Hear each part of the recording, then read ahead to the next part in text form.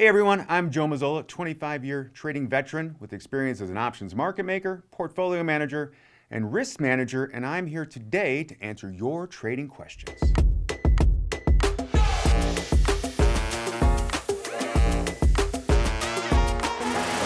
Question 1, this is from 33CLTN. It's a good starter question. So how does trading work? I'd like to learn to make a profit off trading. Trading is really a systematic approach to buying and selling stock, figuring out where you want to get in, where you want to get out, and how many shares. If you do that enough times and you make it systematic, the hope is that it turns profitable.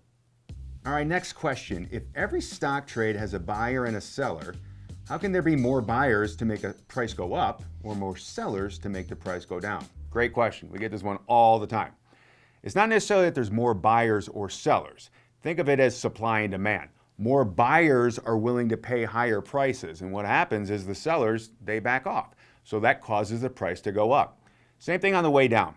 If there's less buyers to support the price, right? If people are backing up their bid price and more sellers are selling it at lower price, that pushes the stock down. So it's not a matter of more buyers or more sellers, it's more of a matter of where they're willing to make that transaction at. Zhao Gun asks, can I trade between 4 a.m. and 7 a.m.? Well, sure you can. I'm glad you asked. Because now at Schwab on our Thinkorswim trading platform, you can trade 24 hours a day, 5 days a week, Monday through Friday, on hundreds of ETFs, S&P 500 stocks, and NASDAQ stocks. But be aware of this, during those after hours periods, there tends to be less liquidity, meaning there's less people in there buying and selling the stocks. That can cause the spreads, the difference between where you can buy it and sell it, to widen. That's why during that time, we like to use limit orders and do not use market orders to help with that transaction efficiency. Bert Gerhardt asks, how are daily opening stock prices set? Well, Bert, even though we have 24/5 trading, there still is an opening rotation where the market makers will match the bids and the offers to figure out where that opening price will be set. As a follow-up, Bert Gerhardt asks, what are market makers and what role do they play in stock prices? Well, Bert, as a former market maker, my role was to provide liquidity in the markets. That's just a fancy way of saying I'd match up the bid prices and the ask prices to make sure that we could get a transaction. They do that today in the stock market, but they do that more so with computers matching up algorithms. The algorithms take the bids and they take the asks, and they do it, they match it up together. It's just a much more efficient way to handle business. KMSOH1027 asks, when a stock price moves up or down over a day, what tools can investors use to gauge how long this trend will continue? Well, there's no way to know for sure, but a lot of traders will use stock charts to identify trends via maybe support and resistance. Some will use moving averages. Some will use different types of patterns such as triangles, wedges, head and shoulders to determine if there's a breakout or bounce. Me personally, I like to use the ADX. What is that? Well, that's basically a way to identify the strength of a trend. If past performance doesn't guarantee future results, why are technical indicators like the RSI useful? Good question, and a funny one too. I think you might be asking, why is technical analysis useful? Well, and I think the answer to that is technical analysts believe that prices of stock are already fully embedding the earnings, sales, cash flow growth, the fundamentals that move a stock. So a technical analyst believes if that's already embedded, then any movement from there is really the market identifying future prospects for this stock. In regards to the RSI, if you're talking about overbought and oversold, what I will tell you is this. I don't pay attention to the overbought, oversold as much as I pay attention to when it rolls back down from being overbought or when it rolls back up from being oversold. I think that's a way to trade via the RSI. Opinion Unscripted asks, suppose I bought a stock at $100 and it's now trading at $200. I want to sell the stock at $180 in case it starts falling. What type of order do I need to execute to take profit when the stock starts falling?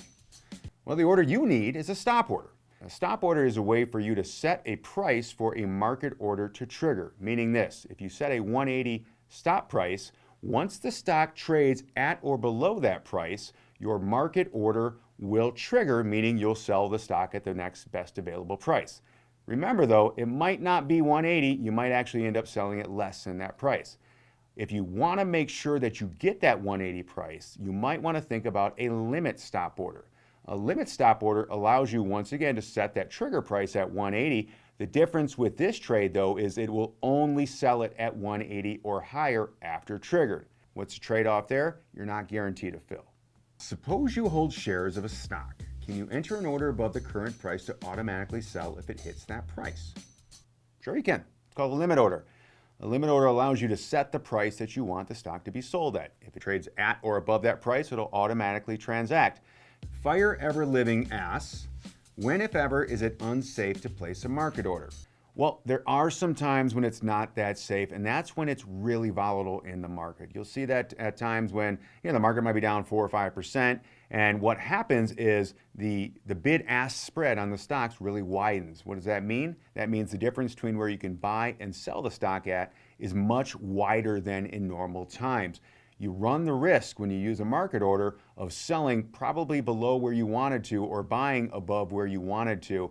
In that instance, it's definitely better to use a limit order. Next up is Martin BK3SP, and he asks, how can I open a paper money account? Well, first off, what is paper money? Paper money allows you to trade in a simulated world without real money. If you are a Schwab customer, you already got paper money. All you have to do is download the Thinkorswim trading software. If you're not a customer, just use our guest pass where you can have a limited time access. Next question, what does a typical day on the trading floor look like? Well, I can tell you my experience and I can tell you what it looks like now. So when I was down there in the early 2000s, you probably had about 4,000 people down at the Chicago Board of Options Exchange on a daily basis. Just like you see on TV, hands waving around, transactions taking place. But you know what? That only happens a smidgen of the time. There's a lot of standing around time, but basically what we do is during the day, we buy at certain levels and we sell at certain levels. And what we did, our job was to provide liquidity, meaning we bought at a certain price and we sold at a certain price. Today, boy, that pit is dried up and the floor is dried up. It's basically all algorithms now where computers are sending buy and sell orders back and forth. You still have some traders, however, at floors like the NYSE, where you do still see market makers. Why? Because in times of high volatility, it's still good to have that human element down there. Next question, what's the hardest part about being successful at trading?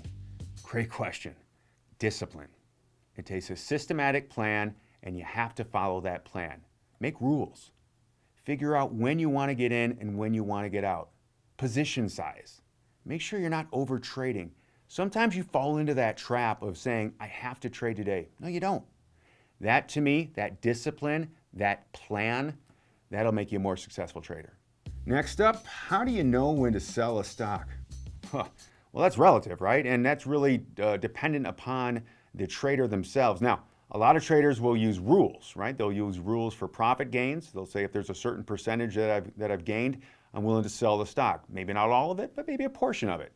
Might have the same thing on the downside. If the stock's moving against me, I'm going to set a certain percentage below where it's currently trading that if I lose that amount, I want to get out. What I would say is use those rules, but then incorporate things like technical analysis. If it breaks a trend line, if it breaks support, maybe those are the triggers that you're using in addition to your rules to give you that sell signal. Well, that's it for today's questions. That was fun. Love to do it again. Thanks for tuning in, and make sure you comment below.